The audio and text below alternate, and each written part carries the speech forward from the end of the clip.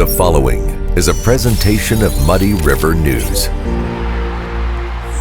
TI Trust stands for True Integrity. One of our core values that we had for our staff was integrity.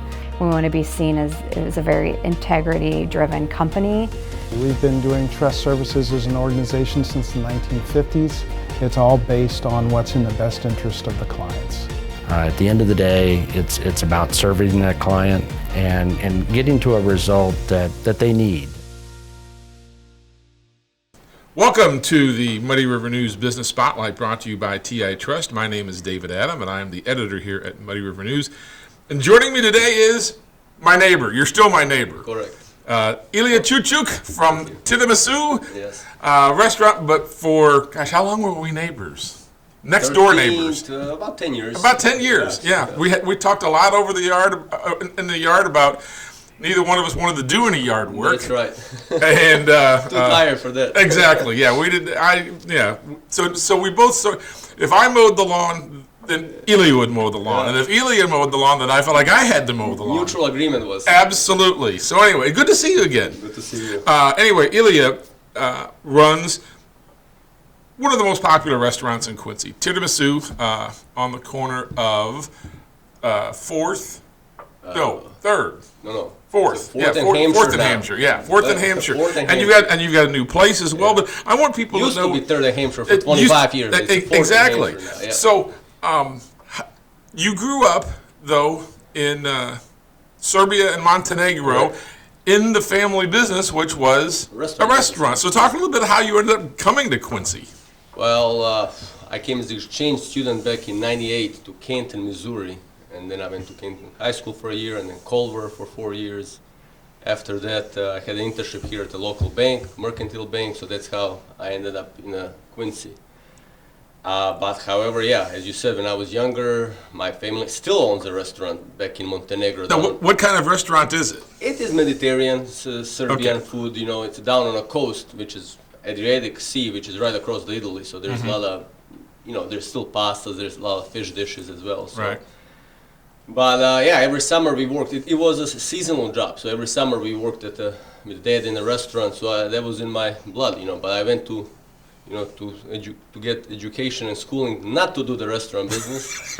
And you got into the banking business? I got in banking business, but I always worked at nights, in the other local restaurants, nice bars here downtown. So downtown Quincy was my second home.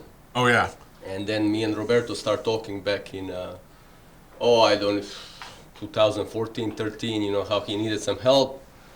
And just with my background and everything was good at the bank, but I think maybe like an old love, the restaurant was still in my blood, so, and it was a good opportunity. And then me and Roberto got into partnership back in 2016, and it was great. And then 2 years ago we had some issues with an old landlord at the old place, and that kind of came to the end, and actually was a blessing that we moved a block away. Yeah, I mean, you literally moved your business a block away. 1 block, yeah. But how has the change in locations affected the business? I mean, personally, I love the exterior of it. You guys did a really good job. It's just a really sharp building. You have a little bit more room now, am I right? A little bit more. It's not. It is a little more room, but it's the way it's organized. It's a little opened up. The old Tiramisu building was kind of shotgun, kind of like a narrow building. Right. So it was. This one is a lot more open, as you know. There are a lot more windows. There are a lot more natural light. I have to give all of the credit for remodel to my wife. She did all of it. She did all of that. She did all of it. Oh, very good for Susanna. Very good. Yep. Her and Schlippman Construction did that work. Then me and another bank here locally are just trying to pay it off now, as I say. Much like you do at home. Yeah, it's just at home, right? Yep. So it's all fun. It really, the move was beyond what we ever anticipated. At the first it was scary for all of us. The whole team, not just me. 25 years at one place, Yeah. and then you're trying to move. And we were already doing pretty good at the old place. Right. So it was just like, why shake and change something? But anyway, knock on wood, things are even better now. And now you are there. You're primarily running the restaurant. Roberto, isn't he sort of sliding into a little bit of a retirement? Correct. Which is fine. I mean, that was the whole agreement back in 2016. He wanted to push 5 more years hard and then kind of slowly start slowing down. And me and him have a great business relationship. I mean, it's not just partners. We are really friends. Yeah. I mean, so he's a little snowbird now. In the winter times, he goes January, February, and March down in Florida. And there's always got to be that month-long trip back to Italy that he usually takes. That sometimes he takes in September, which is, I mean, hey, he worked hard for so many years. So we all want to do that, when we come to that stage. Well, I mean, I remember when I first met Roberto, it was through our daughters playing youth soccer. That's right. And we played on Sundays, and that was the one. Roberto never missed a game. But that was basically because he was working 6 days a week, 12 hours a day, and Sunday was Roberto time. One day off. We're still closed on Sundays, so we keep that. And and all the credit to Roberto for starting the great business, but I cannot forget to say, I mean, to this day, I mean, we have a great team. I mean, our kitchen it doesn't change staff, over much. Our front staff, I mean, from Lupe, Billy, Steve up front, and then in the back, Armando and Ramon and Kerry now. I mean, it's just, we really try to treat our employees like a family. Yeah. And I mean, Roberto did it. I'm just now continuing to do the same thing because, I mean, you can't do it. Any business, not just the restaurant, but especially restaurant where there's a lot of customer relationship, you can't do it on your own. So, I mean, that's my number one job, just to make sure that they are happy and satisfied so they can pass that to the customers. So, and I'm going to guess part of that will be the answer to my next question, which is what has made the restaurant so successful? Don't get me wrong. The food's not bad either, but you've had so many people who have worked for Tiramisu for so long. There's a familiarity. There's a welcomeness to that place, if I can actually use the word welcomeness. But are there any other things that you can pinpoint to be able to say, I think this is sort of like the keys to our success? Well, I think, again, all started with Roberto when he opened, and when I joined, just from my background in the restaurant business from back home. I know in Serbian there's one word for the restaurant guys. You don't call them restaurant owners, you call them ugostitelj, which is a welcoming guy. As you just said it. I swear to you, I mean, if you translate ugostitelj, it means like somebody welcoming you. So, and I think both Roberto and me and our staff as well now is, when the customer comes in, we don't want to just serve the food. It's more like you're coming in our house. Yeah. So it's not just I'm going to just give you the food, I hope you enjoy it. I really want everything from the entrance, through the salad, through the meal, through the dessert, a drink or whatever, to be like you're at home. Food, as you said, I mean, I don't think our food is super exceptional. I think we do great job, but it's not like a high-end food. We try to, again, be like Roberto always says, it's like a trattoria, kind of like a everyday restaurant. I think we try to keep our pricing as reasonable as we can, just from the same reason. I want people to come more often. Right.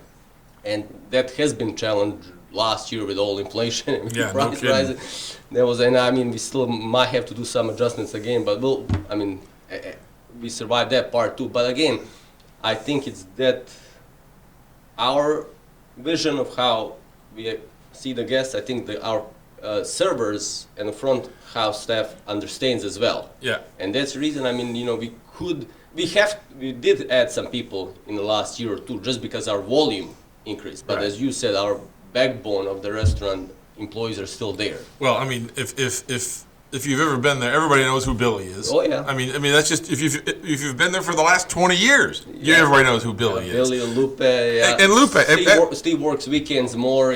Chris, Jennifer there too. So it's.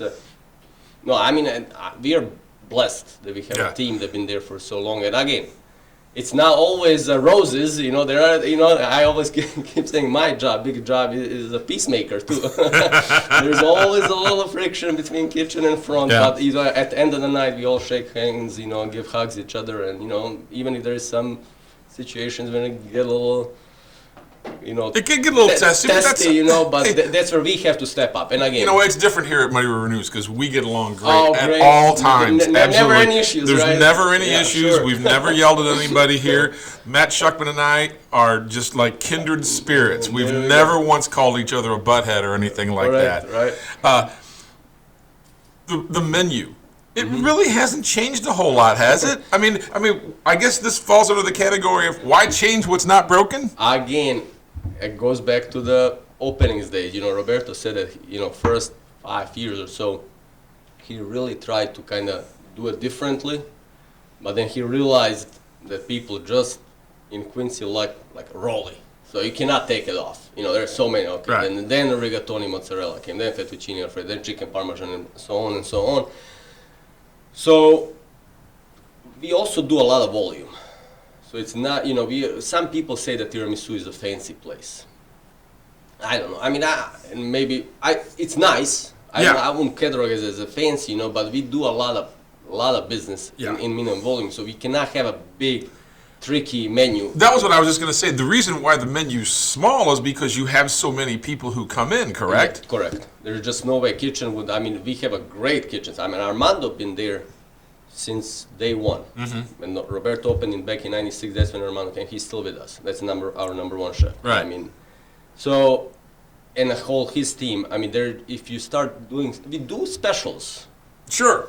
And that's where we introduce some new stuff, and but if we took anything off a menu, current menu, somebody of our regular customers, which we call familia, would be super upset, and I don't want to get anybody upset.